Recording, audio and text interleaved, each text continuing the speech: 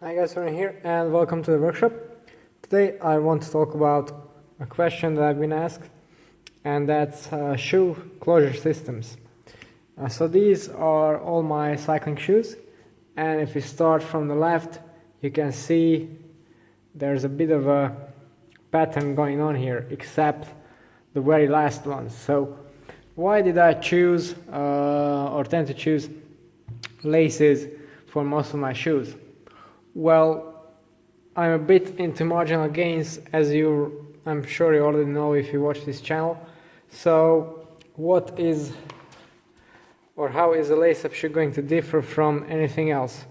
So the laces provide the most clean, most aerodynamic profile, and if you add some kind of shoe cover or just lace covers to that, it's the best there is, aerodynamically speaking. And then secondly, they're also very, very light. So, well, basically, if you imagine shoelaces, there is nothing really lighter in terms of closure. And they're pretty reliable. They don't get contaminated, can be easily swapped without any proprietary parts or tools. So, it's an age-old but very effective solution. So this is the reason why I really liked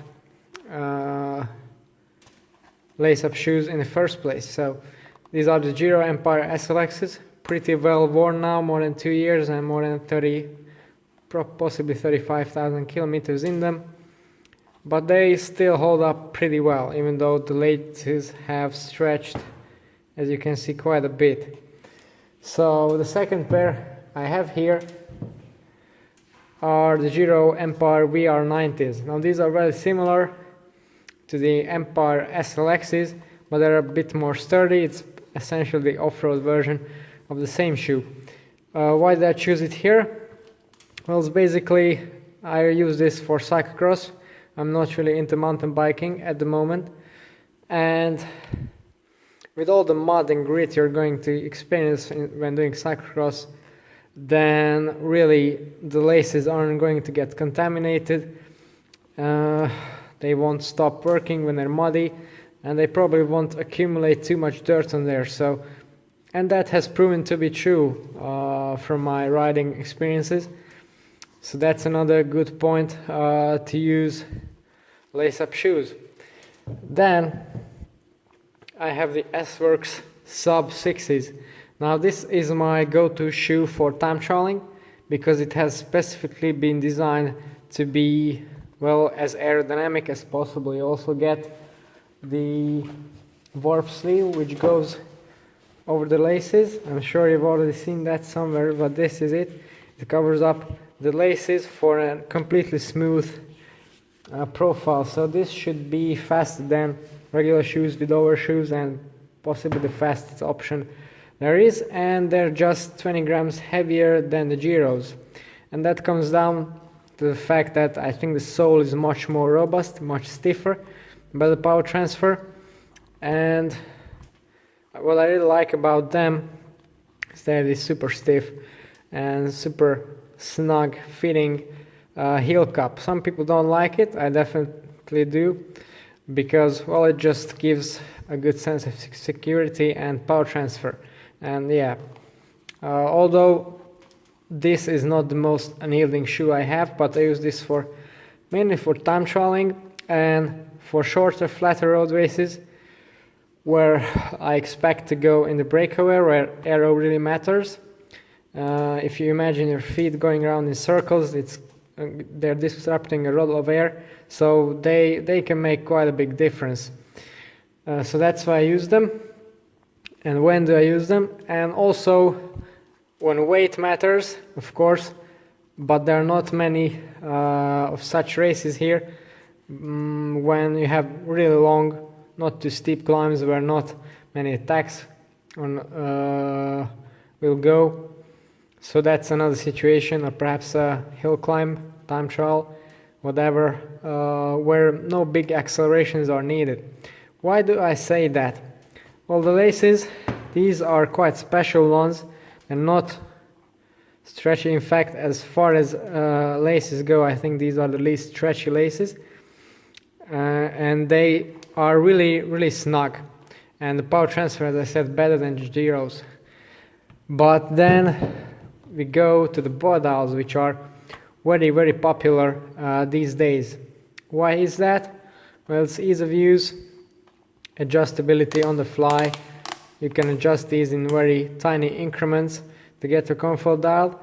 But these sub 6s, or sorry, regular Sworks 6s are no lounge slippers, you know. These are possibly the most unyielding shoe that I have. They also have this Dyneema upper, and together with the bow dials, now the wires used in here, all these, they're basically plastic covered steel wires, so you can imagine how little give they have.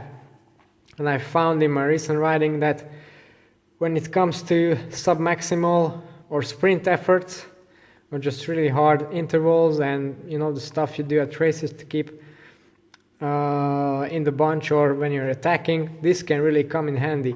It's not as comfortable if you have them really tightened up, and even if you don't, you definitely feel that unyielding nature of the shoe. It's nowhere near as comfortable as the Giros, but in these race situations where there are accelerations and sprints, you can definitely feel that increase of power transfer, or at least that's what I'm feeling from the added support from the wires, because yeah, it's a steel wire, it's not going to stretch anywhere, and if you crank it down real tight, you're basically just screwed on to that pedal and able to put out maximum power.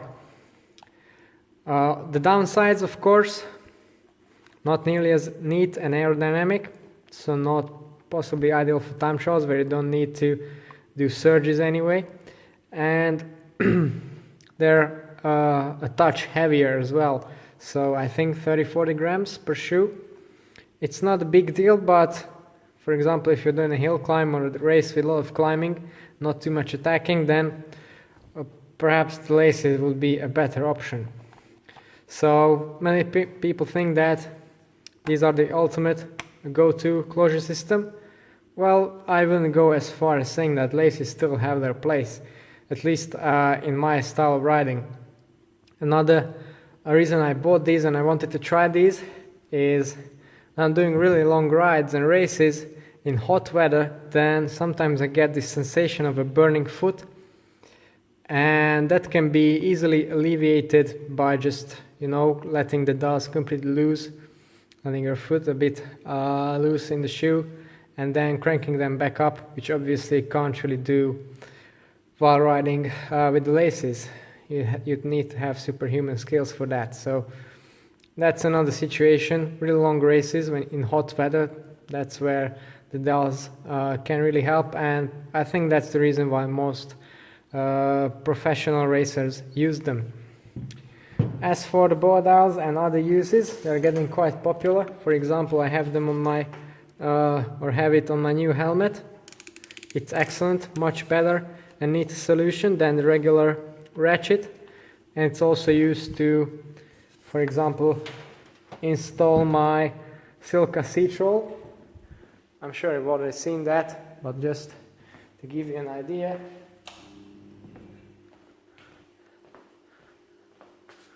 So is the thing over here. You can see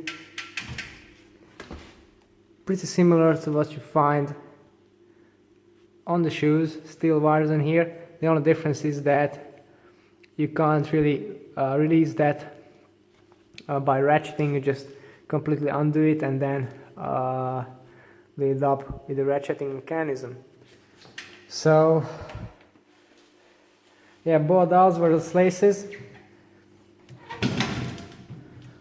These are my points and why do I use them in the ways that I do. Other options such as Velcro and these Giro tech laces and such, there are appearing on some of the other models, but I think that really if you want a high-end well-performing shoe, you need either the dials or the laces. So that's my take on this topic. If you want to know more about the gear and equipment that I use, then don't forget to tune into the channel and subscribe. It's all for today. Thanks for watching and see you next time.